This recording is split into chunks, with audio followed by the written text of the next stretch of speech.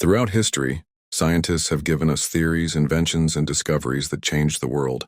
But when the experiments ended, the notebooks closed, and the telescopes turned away from the stars, they too had to do something very human: sleep. And sometimes their sleeping habits were just as strange as their work. Let's dive into the dreamy world of famous scientists and their funny bedtime quirks. Albert Einstein, the genius behind the theory of relativity, believed creativity came from rest. He slept nearly 10 hours a night and took naps with a spoon in hand. When the spoon clattered to the floor, he'd wake up instantly, notebook ready, catching ideas before they escaped. Nikola Tesla, the inventor who dreamed up alternating current and wireless energy, barely slept 2 hours a day. But despite his claim, he was often caught snoozing mid-experiment, surrounded by pigeons who seemed to nap right alongside him. Isaac Newton, the father of modern physics, spent so many sleepless nights studying that he often crashed under his desk at Cambridge, with apples scattered around like nature's lullabies. Charles Darwin, who gave us the theory of evolution, loved napping in his hammock. He called it natural selection of energy, proving even evolution needs rest.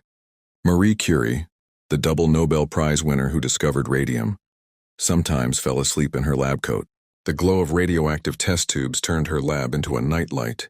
Richard Feynman, Nobel Prize physicist and prankster, couldn't fall asleep without drumming a few beats on his beloved bongos first. Galileo Galilei, the man who showed us the moons of Jupiter, was a true night owl.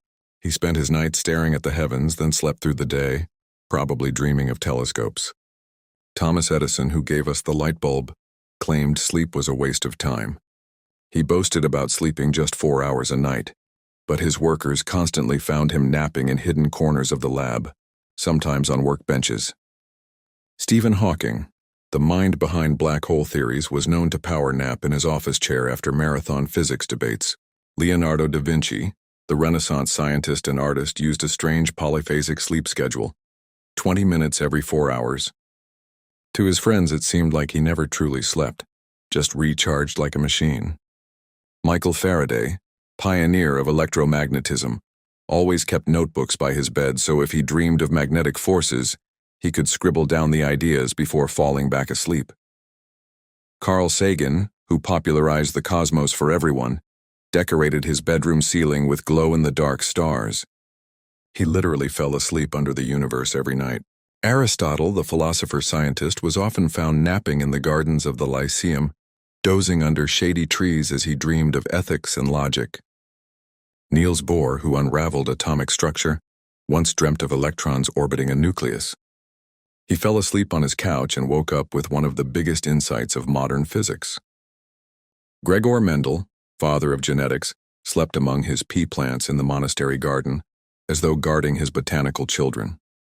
Max Planck, founder of quantum theory, believed in disciplined rest. He scheduled bedtime as strictly as he scheduled his physics lectures. Dmitri Mendeleev, the chemist who created the periodic table, literally dreamed it up. He overslept one morning, woke suddenly, and scribbled down the table of elements, drool on the pillow included. Erwin Schrödinger, who gave us the famous cat paradox, used to joke that his bed was both made and unmade until someone actually looked at it. Francis Crick, co-discoverer of DNA's double helix, believed dreams revealed the mysteries of the mind. He often woke up convinced that his REM sleep held more data than his lab. James Watson, his partner in the DNA discovery, had a reputation for sleeping during lectures, sometimes even his own. Rosalind Franklin, whose X-ray photos made DNA's structure clear, often worked so late she fell asleep next to her camera equipment. Linus Pauling, Nobel laureate in both chemistry and peace, swore by vitamin C. Even at night, he kept tablets on his bedside table, his version of a bedtime snack. Hedy Lamarr, the actress-inventor who pioneered wireless communication, was known for taking long beauty naps in between bursts of invention. Johannes Kepler, who mapped planetary orbits, loved stargazing so much he often fell asleep in fields, waking with constellations sketched on his arms. Enrico Fermi, who built the first nuclear reactor, had a habit of napping right before breakthroughs. His colleagues joked that the atom split while he snored. Alfred Nobel, who invented dynamite, slept so lightly that he once panicked someone would again mistake him for dead, as newspapers once did. Alexander Fleming, who discovered penicillin, accidentally overslept and left cultures unattended. His late rising literally changed medicine. Paracelsus, the wandering physician, believed sleep outdoors under the stars absorbed cosmic medicine. His bed was often the open sky. Werner Heisenberg, father of quantum uncertainty, was never sure whether he was asleep or awake. His dreams blurred with his equations. Jane Goodall, the primatologist, sometimes napped peacefully in the forest. The chimps around her often copied her, curling up nearby. Carl Linnaeus, who classified living things, labeled his pillowcases with Latin names. For him, even sleep needed taxonomy. Benjamin Franklin, inventor and statesman, believed in air baths. He slept naked with windows wide open, claiming fresh air cured all ills.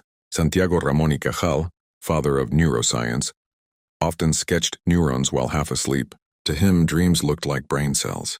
Al-Khwarizmi, the mathematician who gave us algebra, was said to sleep with sand and stones nearby, practicing geometry in dreams. Hypatia of Alexandria, one of the first great female scientists, fell asleep with scrolls still in her lap, mid-sentence of ancient texts.